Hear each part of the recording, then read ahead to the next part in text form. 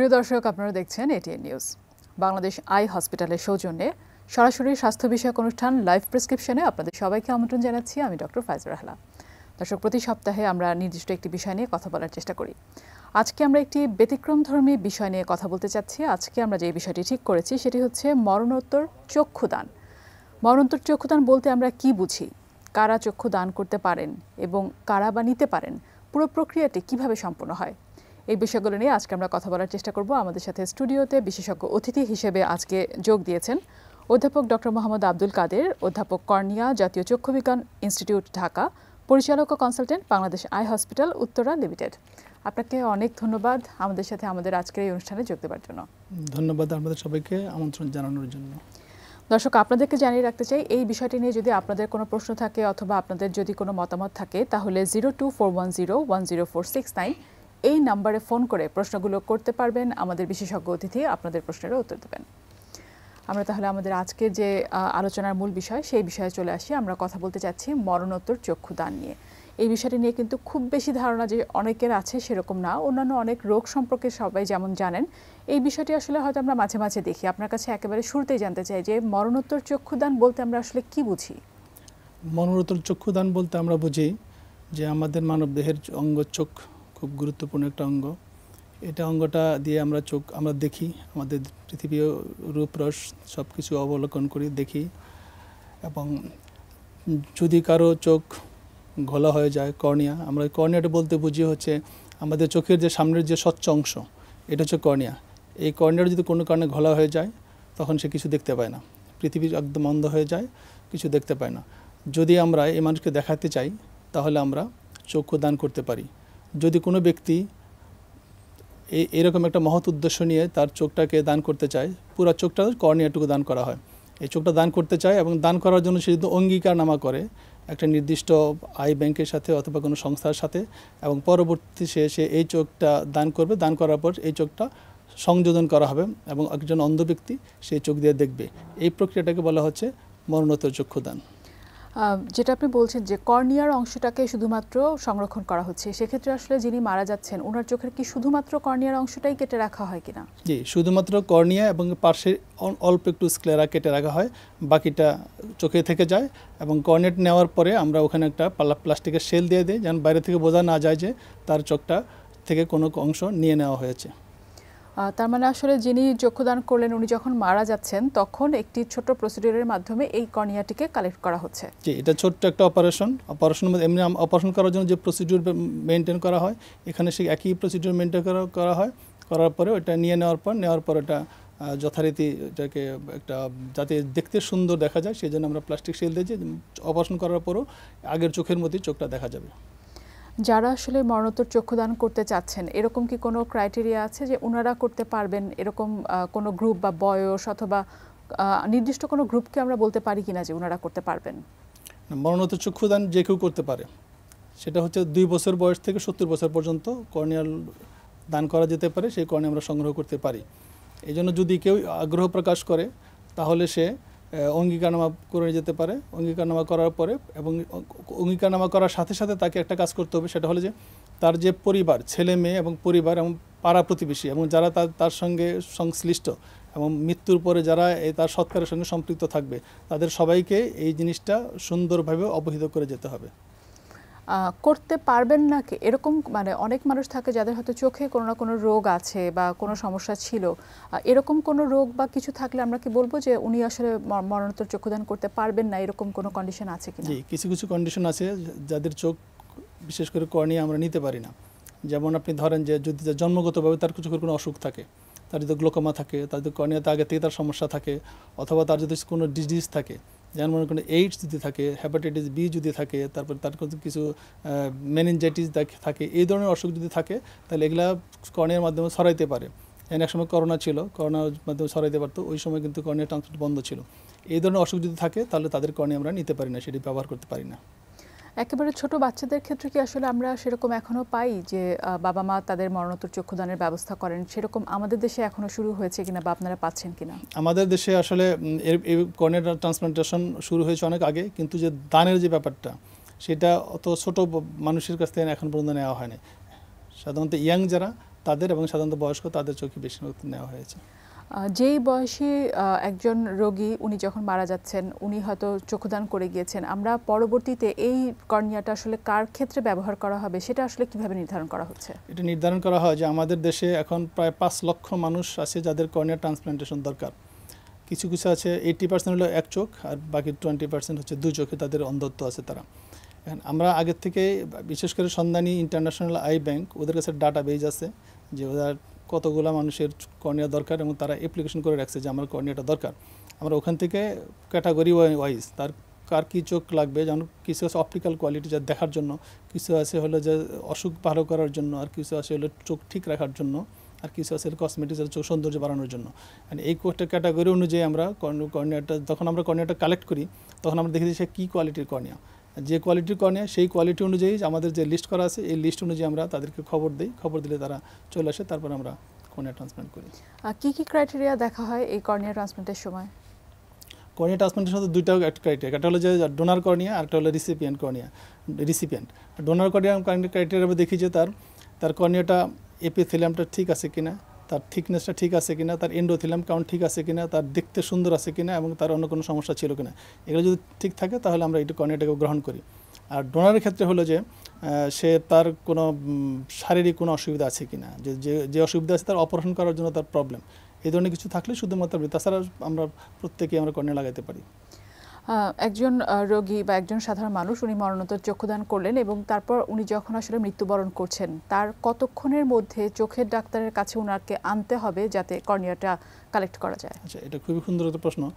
মৃত্যুর কতক্ষণ পরে আমরা কর্নিয়াটা কালেক্ট করব, এটা সাধারণত আমাদের পোস্টমর্টেম টাইম হলে 6 ঘন্টা। 6 ঘন্টা হলে সবচাইতে ভালো সময়। এখানে পেশেন্টকে আসতে হবে না, যিনি মারা গেছেন ওনাকে আসতে হবে না। আমাদের যে টিম আছে, ডেডিকেটেড টিম আছে যারা কর্নিয়া কালেক্ট করে, তারা ফোন পাওয়ার সাথে সাথে রেডি হয়ে এই সেই নির্দিষ্ট গন্তব্যে চলে যাবে। ওখানে যেয়ে তারা কর্নিয়া যে যথারীতি যেভাবে নিয়ম সেই নিয়ম অনুযায়ী তারা কালেক্ট করবে। এই যে যেই টিম বা যারা আসলে এই কাজগুলো করছেন, যারা এই কালেক্ট করছেন, ওনাদেরকে খবর দেওয়ার পর ওনারা 6 ঘন্টার মধ্যে তাহলে রোগীর মৃতদেহের কাছে পৌঁছাতে হবে? 6 ঘন্টার মধ্যে। এটা হলো শীতের সময় একটু বেশি হলে অসুবিধা নেই, কিন্তু গরমের সময় অবশ্যই 6 ঘন্টার মধ্যে হতে হবে। তা না হলে পরে কর্নিয়াটা পচন দ্বারা শুরু হয়ে যায়, কর্নিয়ার কোয়ালিটি ভালো থাকে না, সেক্ষেত্রে যে আমরা ট্রান্সপ্লান্ট করি সেটা টিকার সম্ভাবনাটা কম থাকে। আরও অনেক প্রশ্ন আছে আপনার কাছে, তবে আমরা একজন দর্শক যুক্ত হতে চাচ্ছেন, আগে তার সাথে কথা বলবো, তারপরে আবার আমরা আমাদের আলোচনায় ফেরত আসবো। দর্শক, আপনার নাম বলবেন এবং আপনার প্রশ্নটি জানাবেন। আমার নাম অর্পণ মৈত্র। আমি আপনাদের অনুষ্ঠানটা দেখছিলাম। হচ্ছে যে কিছু জিনিস শেয়ার করার জন্য আমি ফোন করলাম। যে একটা সময় ছিল যখন আমরা মানে এই মরণোত্তর চক্ষুদানে আমি এবং আমার স্ত্রী দুজনেই চক্ষুদান করেছি। 1999 সালের ঘটনা, তখনও আমাদের বিয়ে হয়নি। আমরা একটা অনুষ্ঠান দেখতে গেছিলাম চারুকলাতে, সেখানে সন্ধানী থেকে মরণোত্তর চক্ষুদান কর্মসূচি ছিল। তো আমরা দুজনাই সেই সময় চোখ দিয়েছি এবং ব্যাপারটা এরকম যে একজনের চক্ষুদান করতে গেলে তো একটা ব্যাপার থাকে যে একজন একজনকে সাক্ষী থাকতে হয়। সেই সাক্ষীতে আমরা একে অপরের সাক্ষী হয়েছিলাম আর কি সেই সময়তে। সেই বিষয়টা আসলে আমাদের দুজনের জন্যই খুব ইন্সপায়ারিং ছিল। আমরা দুজনাই চক্ষুদান করেছি এবং একটা বিষয় যে এটা তো অনেকদিন হয়ে গেল, আমরা যদি পরবর্তীকালে মানে জানতে চাচ্ছি যে আমাদের যে মরণোত্তর যে চক্ষুদান করলাম আমরা, এটা পরবর্তীতে আমরা কিভাবে এটা দিতে পারবো আর কি আফটার ডেথ। জি, আপনার প্রশ্নের জন্য আপনাকে অনেক ধন্যবাদ। আমরা স্যারের কাছে যাব আপনার এই প্রশ্নটার উত্তর দেবার জন্য। তবে তার আগে জানতে চাই, আপনারা দুজন এই যে অনেক বছর আগে চক্ষুদানের কার্যক্রমে সংযুক্ত হয়েছেন, আমি বলবো যে সবার জন্য আসলে উৎসাহ দেওয়ার মতো, আপনাদেরকে দেখে উৎসাহিত হয়েছে কিনা আরো কেউ, বা আপনাদের সামগ্রিক আসলে মতামতটা জানতে চাই, আপনাদের অনুভূতি কি? আসলে ব্যাপারটা কি, এখনো আমরা আমাদের দেশের পরিস্থিতি বলতে যে আমাদের মানসিকতাটা এখনো সেই পর্যায়ে খুব কম লোকের মধ্যে পৌঁছেছে যে মরণোত্তর চক্ষুদান সবাই এটা দেখতেই পাই। যাদেরকে গল্প করেছি বা যাদেরকে বলেছি যে আমরা দুজন চোখ দান করেছি, করেছি, তো সবাই একটু কেমন যেন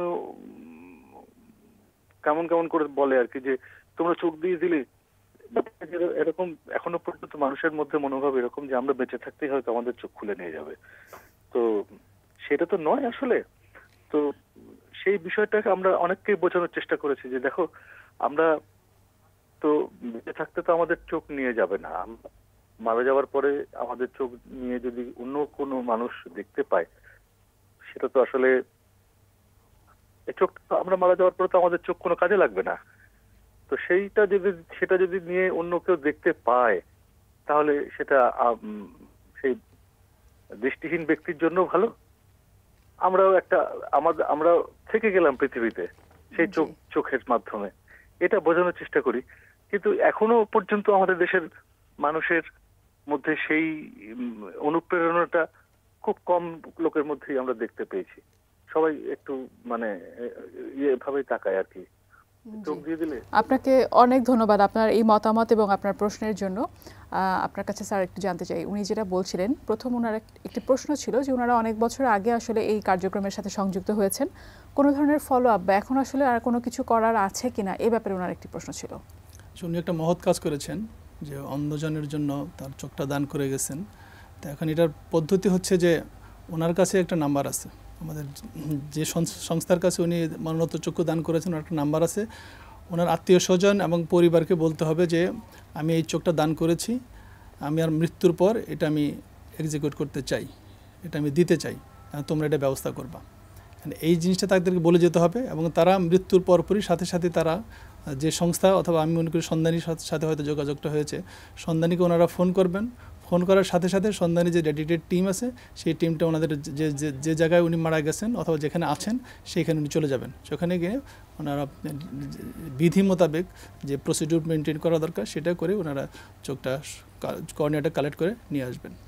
তার মানে এখন আসলে ওনাদের চারপাশের সবাইকে খালি জানিয়ে রাখাটাই কাজ, যে এই মৃত্যুর পরবর্তীতে এই ব্যাপারটার দিকে যাতে ওনারা খেয়াল রাখে, একটা ফোন যেন সন্ধানীতে অথবা ওই সংস্থার কাছে যায়, তাহলে সংস্থার সাথে সাথে ব্যবস্থা নেবে। জি, আরো অনেক কিছু জানার আছে আপনার কাছে, তবে আমাদের সময় হয়ে গেল, একটু বিরতি নেবার। দর্শক, বাংলাদেশ আই হসপিটালের সৌজন্যে লাইভ প্রেসক্রিপশন এই অনুষ্ঠানে ছোট্ট একটি বিরতি নিচ্ছি, কিছুক্ষণের মধ্যে ফিরছি, সাথেই থাকুন।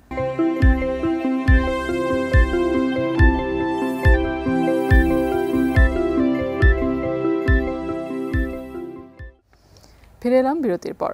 বাংলাদেশ আই হসপিটালের সৌজন্যে লাইভ প্রেসক্রিপশন এই অনুষ্ঠানে আরও একবার আপনাদের সবাইকে আমন্ত্রণ জানাচ্ছি। আমি ডক্টর ফাইজুর রাহলা। দর্শক, আজকে আমরা কথা বলছি মরণোত্তর চক্ষুদান এই বিষয়টি নিয়ে। অতিথি হিসেবে আজ আমাদের সাথে যুক্ত হয়েছেন অধ্যাপক ডক্টর মোহাম্মদ আব্দুল কাদের, অধ্যাপক কর্নিয়া, জাতীয় চক্ষু বিজ্ঞান ইনস্টিটিউট ঢাকা, পরিচালক ও consultant Bangladesh eye hospital Uttara limited. আরও একবার আপনাকে ধন্যবাদ দিতে চাই আমাদের সাথে আমাদের আজকের এই অনুষ্ঠানে যোগ দেওয়ার জন্য, এবং খুবই ব্যতিক্রমী একটি আসলে বিষয় নিয়ে আমরা কথা বলছি, আপনার কাছ থেকে জানতে পারছি। মরণোত্তর চক্ষুদান নিয়ে আপনার কাছ থেকে আমরা শুনছিলাম। এখন যদি যাদের উদ্দেশ্যে, আমাদের সাধারণ দর্শক যাদের উদ্দেশ্যে আমাদের এই অনুষ্ঠান, কেউ যদি এখন চান যে আমি মরণোত্তর চক্ষুদান করতে চাই, কোথায় যাবেন বা কিভাবে সেই প্রসিডিওরটা ওনারা সম্পন্ন করবেন? দুইটা পদ্ধতি আছে এখানে মরণোত্তর চক্ষুদান করার। একটা পদ্ধতি হলো সরাসরি অফিসে গিয়ে, যেমন আমাদের ইন্টারন্যাশনাল আই ব্যাংক, সন্ধানী ইন্টারন্যাশনাল আই ব্যাংক, এটা নীলক্ষেত ওখানে আছে, ওখানে সরাসরি যে অফিসিয়ালি প্রসিডিওর করতে পারে। একটা পেপার তাকে ফর্ম ফিল আপ করতে হবে, ফিল আপ করার পর দুইটা পেপার দেওয়া হবে, একটা অফিসে থাকবে ডকুমেন্টস, আর একটা ডকুমেন্টস তার হাতে দিয়ে দেওয়া হবে। এখন আমরা একটা নতুন নিয়ম করতে চাচ্ছি, সেটা হলো যে তার যে সাক্ষী, যেমন তার যে নিকটাত্মীয় যিনি মারা যাওয়ার পরে যিনি ওনার ওয়ারিশদার হবেন, এবং তাকে আমরা সাথে রাখতে চাচ্ছি যাতে পরবর্তী কালেক্ট করতে কোনো সমস্যা না হয়। একটা জিনিস, আরেকটা জিনিস হলো অনলাইনে এটা সে ফর্ম ফিল আপ করতে পারে যে আমি মরণোত্তর চক্ষু দিতে চাই, একটা ফর্ম ফিল আপ করলে ওখান থেকে আমাদের যে সন্ধানী ইন্টারন্যাশনাল চক্ষু ব্যাংক আছে ওনাদের সঙ্গে যোগাযোগ করে এটা এক্সিকিউট করবে। আমরা যখন জানলাম যে একটা জায়গায় কর্নিয়া কালেক্ট হচ্ছে, সাথে সাথে আমরা রুগীকে খবর দিয়ে ফেলি। আমরা একটা কর্নিয়ার জন্য আমরা একটা মানুষ যদি কর্নিয়া দেয়, তাহলে আমরা ওই কর্নিয়াটা আমরা 4 জন মানুষের চিকিৎসা করতে পারি। এটা বিভিন্নভাবে করা যায়। 4 জন, তার মানে একজন যদি চোখ দেয় তাহলে 4 জনের দৃষ্টি ফেরানো সম্ভব।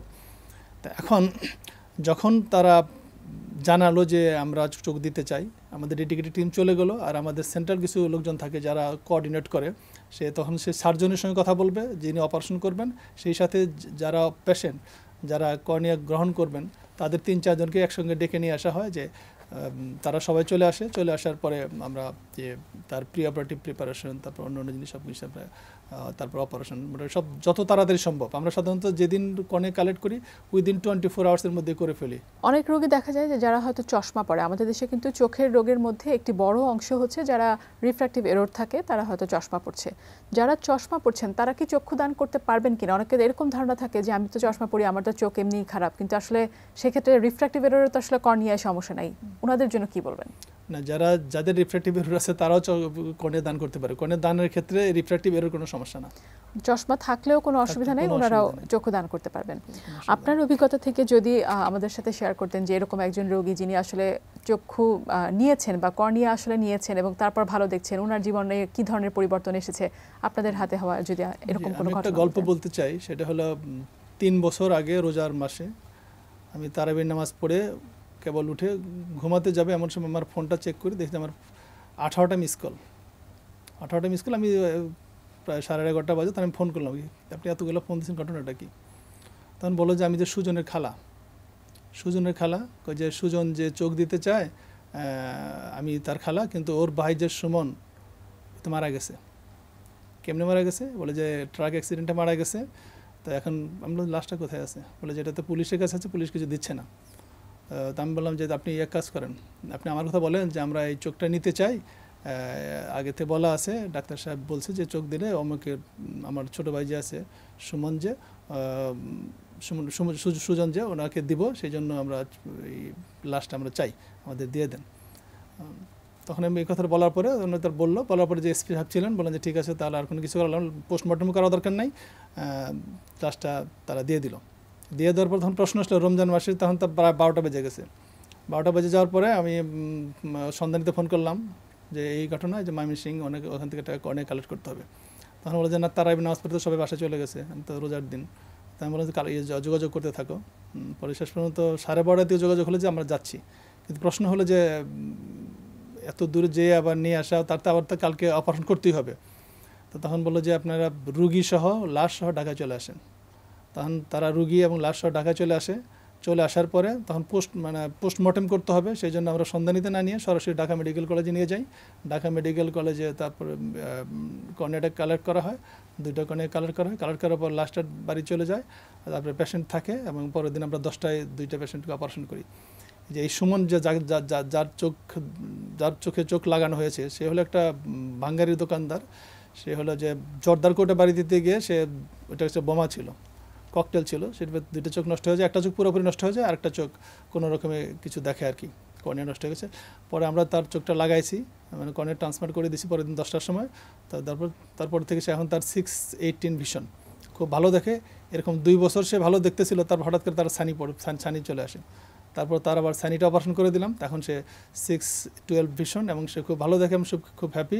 এবং কদিন পর সে আমাকে ফোন করে এবং এসে মাঝে মাঝে গল্প করে আবার বাড়ি চলে যায়। অসাধারণ অভিজ্ঞতার গল্প। আসলে এরকম ইন্সপায়ারিং গল্প শুনলে হয়তো আরও মানুষ সামনে এগিয়ে আসবেন। আমাদের সাথে আরও একজন দর্শক যোগ দেওয়ার জন্য অপেক্ষা করছেন, তার সাথে কথা বলবো। দর্শক, আপনার নাম বলবেন এবং আপনার প্রশ্নটি জানাবেন। আমি শান্তশ্রী, আমি একটা স্কুলে চাকরি করি। আমি 25 বছর আগে চোখটা দান করেছিলাম। এখন আমার প্রশ্ন হচ্ছে, আসলে আমি যে চোখ দান করেছি, এটা আসলে তো সেটা আমি জানি, অন্যত্র কেউ তো জানে না। আর আমার মৃত্যুটা যেখানে হবে সেইখানে এই প্রতিষ্ঠানটা কিভাবে আমার সাথে যোগাযোগ রাখবে, বা তারা কিভাবে জানবে যে আমি মারা গেছি, বা আমার চোখটা করতে হবে, সংরক্ষণ করতে হবে? আমি এটা একটু জানতে চাই। ধন্যবাদ। আমরা ইতিমধ্যে এটা আলোচনা করেছি, তবে আরেকবার বলছি যে আপনার কাছে একটা নাম্বার আছে, আপনি যে সংস্থার সাথে অথবা সন্ধানী ইন্টারন্যাশনাল চক্ষু ব্যাংক, ওনাদের সঙ্গে আপনারা একটা যোগাযোগ করেছেন, যে আপনার একটা নাম্বার দেওয়া আছে আপনাদের প্লেস কার্ডে।